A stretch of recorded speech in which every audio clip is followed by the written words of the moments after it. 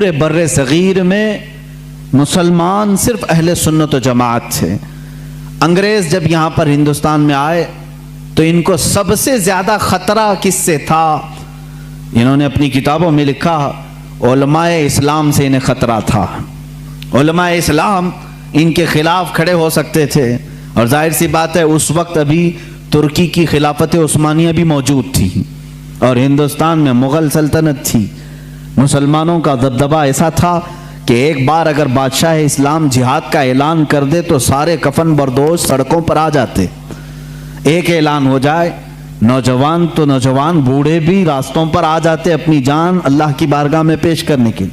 हर जमाने में हमारे यहाँ दायरा इस्लाम में मैं आपको बताऊं, मरने से कभी कोई मुसलमान खौफ नहीं खाता था। इसीलिए 1947 की जो आज़ादी की जंग है, इसमें आप देखेंगे, तारीख अगरचे आपको बताई नहीं जाती, 1 लाख से ज्यादा मुसलमानों की भी मौत उसमें हुई, शहादत हुई है। और तकरीबन 1857 से अगर मैं गिनाऊं, 30,000 सिर्फ उलमाए अहले सुन्नत ऐसे हैं जिनको दरख्तों पर फांसी पर लटकाया था अंग्रेजों ने। ये हमारी कुर्बानियां हैं और अंग्रेज ये अच्छी तरह से जानता है। जिसको इकबाल ने कहा, ये फाका कश मौत से डरता नहीं जरा, रूहे मोहम्मदी इसके बदन से निकाल दो। अरब को दे करके अजम के तखय्युलात, इस्लाम को हिजाज़ यमन से निकाल दो। अंग्रेज यही सोचता है कि ये फाका कश मौत से डरता नहीं, इसके जिस्म से रूहे मोहम्मदी निकाल दो, इश्क मुस्तफ़ा निकाल दो। उस जमाने में अंग्रेजों ने जब ये देखा कि यहाँ इनकी यूनिटी और इनके इत्तेहाद से हमारे लिए खतरा है, तो जाहिर सी बात है हर जमाने में मुनाफिकीन को खरीदने की कोशिश की जाती रही है।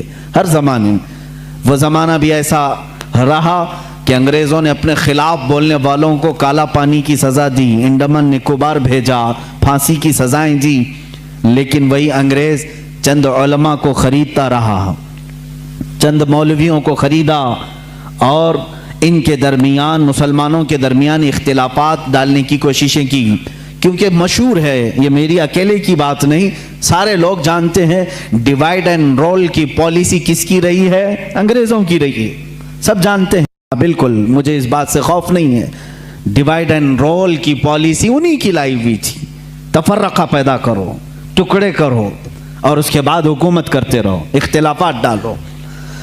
तो उन्होंने हिंदुस्तान में इस चीज की कोशिश की।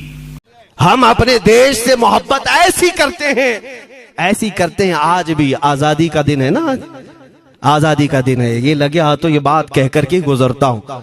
आज भी जाकर के देखें, इंडिया गेट पर सबसे ज्यादा शहीदों के नाम जो लिखे गए हैं वो मुसलमानों के हैं।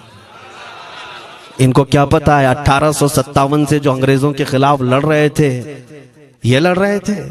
आजादी का परचम सबसे पहले बुलंद करने वाला कोई संगी नहीं था, वो शहीद टीपू सुल्तान था।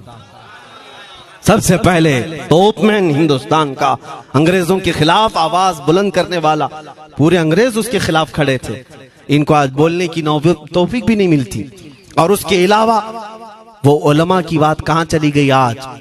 अंग्रेज तारीखदान ने लिखा है कि सबसे ज्यादा हमें खतरा हिंदुस्तान में मुसलमानों से था, और हमने दिल्ली से लेकर कश्मीर तक कोई एक झाड़, कोई एक दरख्त बाकी नहीं था जिसमें हमने एक आलिम को लटकाया नहीं था फांसी पर। जिनकी तादाद गिनी गई है तो तकरीबन 26,000 उलमा को इन्होंने फांसी दी थी, दिल्ली से लेकर कश्मीर तक। मुझे बताओ जजीरा अंडमान निकोबार में किसको भेजा है? मौलाना फजल हक खैराबादी, इनायत अहमद काकोरवी, ये तमाम वो लोग हैं। अल्लामा इनायत अहमद काकोरवी जिनकी किताब आज तकरीबन हर मदरसे में पढ़ाई जाती है, इल्म उस्सिक़ा। ये किताब यहाँ चटाई पर बैठकर लिखी हुई नहीं, उस जेल की दीवारों पर लिखी हुई किताब। उसको पढ़ करके आज बच्चे आलिम बनते हैं, हम भी पढ़े। ये वो लोग हैं जिनको सिर्फ और सिर्फ हक बात कहने की बुनियाद पर जिंदगी भर जेल में डाल दिया गया। आज ढूंढ करके निकालो मौलाना फजल हक खैराबादी का मजार कहाँ है? और अंडमान निकोबार में, जहां काला पानी की सजा दी जाती थी। किफायत अली काफी का नाम सुना है मेरे अजीजों? ये नाम का जिक्र आना तो हक बनता है आज की रात जरूर। मुरादाबाद शहर का वो आलिम रब्बानी, वो सिर्फ और सिर्फ मुजाहिद आजादी नहीं बल्कि फना फिर रसूल भी था। आप इसी से अंदाजा लगा लें, आला हजरत जैसा आशिक हदायके बख्शिश लिखने वाला। आला हजरत के अशार तो पता है ना, इमामुल कलाम कहते हैं। आला हजरत की नातों को इमामुल कलाम कहते हैं। सारे कलामों का इमाम आला हजरत की नाते हैं। पढ़ करके देख लो, वजद आ जाए हुजूर की नाते। लेकिन उस आला हजरत से पूछा गया, आप किसकी नाते पसंद करते हैं?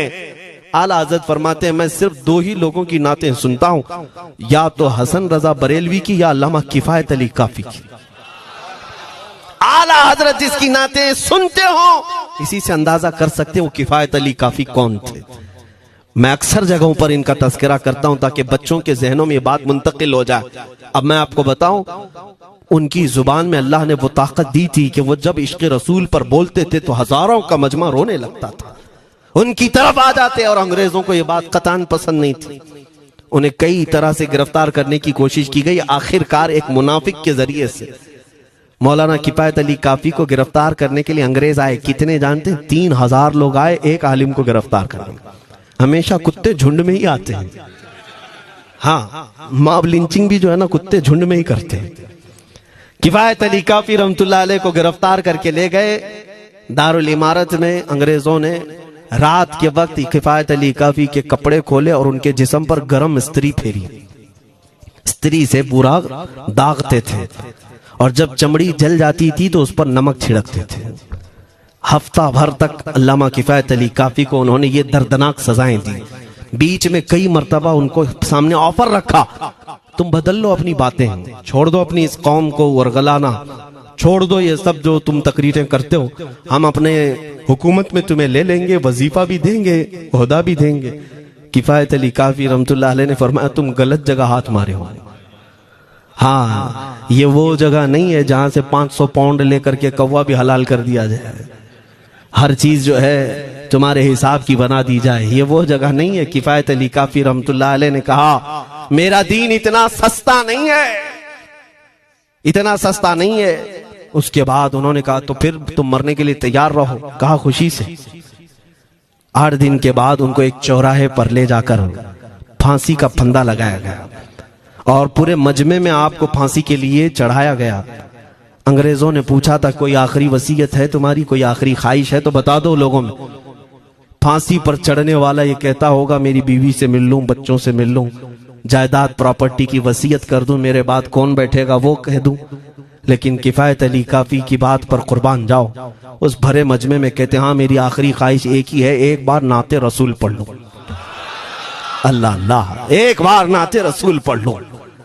उन्होंने कहा, ठीक है, तुम्हारी इस ख्वाहिश का हम अदब करते हैं, कर लो। किफायत अली काफी रहमतुल्लाह अलैह फांसी के फंदे पर चढ़ने से पहले क्या मगन होकर के गुनगुना रहे थे, यूं कह रहे थे, कोई गुल बाकी रहेगा न चमन रह जाएगा, पर रसूलुल्लाह का दीने हसन रह जाएगा। अतलसो कम ख्वाब की पोशाक पे नाजा न हो, इस तने बे जान पर खाकी कफन रह जाएगा। सब फना हो जाएंगे हश्र तक काफी, वो लेकिन नाम हजरत का जुबानों पर सुखन रह जाएगा। ये नाते पाक गुनगुनाते हुए चढ़ गए फांसी के फंदे पर। लोगों ने देखा फांसी तो लगी लेकिन लबों पर उसी तरह की मुस्कुराहट थी। क्यों? ये राज है मेरे अजीजों, मरने वाला ही जानता है। फंदा बाद में लगता है, आमिना का लाल पहले तशरीफ लाता है। मौत का दर्द उसे क्या होगा जो जमाले मुस्तफा देख रहा हो, मेरे आका सल्लल्लाहु ताला अलैहि वसल्लम की तरफ महव हो। अब सुनो, मैं ये बात क्यों कह रहा हूं, तुम इन बातों से घबराना नहीं, इन बातों से डरना नहीं कि कल को अगर आपके मिंबर पर बैठकर खिताब करने वाला ये आपका गुलाम मर जाता है, कट जाता है, कोई मुझे मार देता है, तो इस बात का यकीन रख लेना, दीन रुकेगा नहीं। और मेरे आका सल्लल्लाहु अलैहि वसल्लम के नामूस और उनकी इज्जत में कोई कमी आने वाली नहीं। हमारे मर जाने से कुछ नहीं होना है, इसलिए कि हर सुन्नी बच्चा जानता है इस्लाम जिंदा होता है हर करबला। हम मरने के बाद इस बात का यकीन रखते हैं, अगर हमारी मौत हो गई इस रास्ते में तो इस्लाम की आबियारी होगी, इस्लाम और फूलेगा फलेगा। और हुआ यही किफायत अली काफी को फांसी का फंदा देकर 8 दिन तक जश्न मनाया था अंग्रेजों ने। जब मौलवी चला गया जो लोगों को तकरीर करता था, हजारों का जमा करता था, हुजूर अकरम सल्लल्लाहु अलैहि वसल्लम की मोहब्बत की बातें करता था, चला गया, हमने फांसी दे दी। लेकिन इन जालिमों को मालूम नहीं मेरे खुदा का कानून क्या है, कुदरत खुदाबंदी का कानून क्या है। मुरादाबाद शहर में ये किफायत अली काफी को 1857 के पहले फांसी दे रहे हैं, और उसी साल मुरादाबाद के करीब बरेली शहर में अल्लाह ताला अहमद रजा पैदा कर रहा है। तुम एक आशिक को फांसी दिए, हुजूर पाक के चाहने वाले को तुमने फांसी देकर ये समझा कि आप खत्म हो गया इश्क की बातें करने वाला। लेकिन कुर्बान जाओ मोहब्बत मुस्तफा पर, मेरा रब ऐसे इन मक्कारों के मकर को फेरता है कि फौरन अल्लाह ताला ने ऐसा आशिक पैदा किया कि फिर बरेली की तरफ से उठने वाली आवाज एक शहर में, एक बस्ती में नहीं, दुनिया के कोने कोने में पहुंच गई। आज 100 साल हो गए उस मर्द कलंदर इमाम अहले सुन्नत को दुनिया से गए हुए, लेकिन हर मस्जिद की मिंबर और मेहराब आवाज देती है मुस्तफा जाने रहमत पे लाखों सला, शमे बज़ में हिदायत पे लाखों सला। और फिर हमारे बच्चे भी ये आज कह जाते हैं, डाल दी कल्ब में अज़मत मुस्तफा, सैयदी आला हजरत पे लाखों सला। ये निजाम है मेरे मौला का, एक चिराग तुम बुझाओगे मौला 100 चिराग रोशन फरमाएगा। हाँ इंशाअल्लाह अज़ीज, इस बात पर हम सबको जमा होना है। अल्लाह करीम हमें हमारी खोई हुई ताकत और कुव्वत अता फरमाए। आप रब तबारक व तआला की बारगाह में ये दुआ करें कि ऐ रब्बे जुल जलाल, जब तक जिंदगी बाकी है मौला मुझे तेरे नबी के वफादारों में शुमार फरमा। इसलिए मैं जब भी हुजूर की बारगाह में अरीजा पेश करता हूँ तो ये जरूर कहता हूँ, आका बद हैं तो आपके, भले हैं तो आपके, टुकड़ों पे यही के पले हैं, रुख किधर करें, तुझसे जो मुंह छुपाएं तो करें किसके सामने। या रसूल अल्लाह, क्या किसी और से तवक्को नजर की है? हमारा मानना तो ये है, मैंने देखा भी है अपने बच्चों को, और हम कहते हैं मेरे आका की बारगाह में, आका गुनहगार तो हो गए लेकिन आपके गद्दार नहीं है, गद्दार नहीं है। जब तक गद्दार नहीं होंगे मेरे आका की तरफ से तुम्हारे लिए हमेशा इस्तकबालिया खुला रहेगा। आओ मेरे अजीजों, इस बात पर मैं गुफ्तगू को खत्म करता हूँ आज के इस उर्स मुबारका में। और आज आजादी की ये रात है, हम बारगाह मुस्तफा में अरीजा पेश करते हैं, या रसूल अल्लाह, आपको इस वतन से बुए वफा आई थी, मेरे आका इस वतन की तरफ नजरे करम फरमा दे। क़यामत तक आने वाली हमारी नस्लों में मेरे आका सिर्फ आपके आशिक ही पैदा हो, कोई गद्दार ना पैदा हो। हमारी दुआ यही है मेरे आका, मैं मुजरिम हूँ आका, मुझे साथ ले लो कि रस्ते में हैं जा बजा थाने वाले, चमक तुझसे पाते हैं सब पाने वाले, मेरा दिल भी चमका दे चमकाने वाले। व आखिर दावाना अनिल हम्दुलिल्लाहि रब्बिल आलमीन।